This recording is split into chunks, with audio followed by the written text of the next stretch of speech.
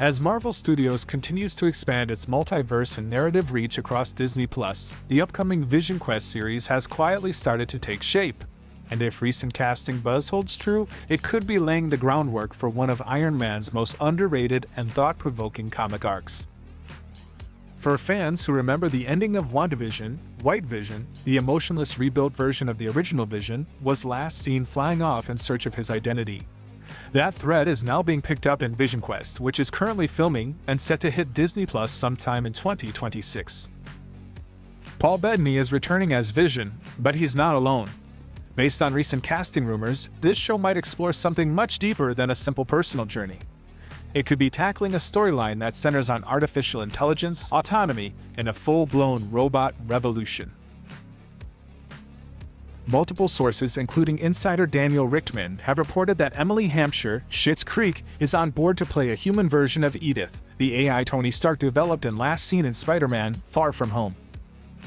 Meanwhile, Kerry Condon, the voice behind Friday in the MCU, is rumored to return in a similar humanized capacity.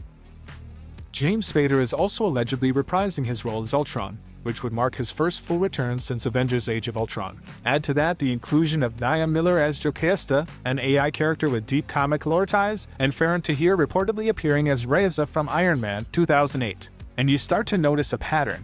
This show is shaping up to be a convergence point for the MCU's AI-driven characters. But what exactly does that mean? While nothing's officially confirmed, the premise is beginning to echo Iron Man 2020, a Marvel Comics miniseries that followed Arno Stark, Tony's long-lost brother in the comics, and a storyline where artificial intelligence challenged humanity's control. At the center of the arc was Machine Man, who spearheaded a movement of sentient robots fighting for the right to exist freely.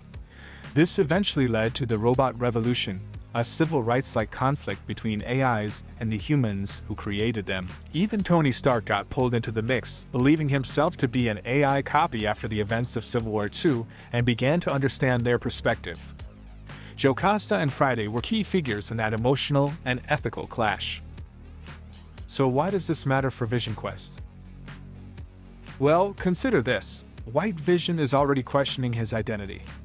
Now add in Ultron, EDITH, Friday, and Jocasta, all AI creations with their own agendas and existential struggles, and you're looking at a show that could pivot into deeper territory. Not just who am I, but what rights do I have as a being with sentience?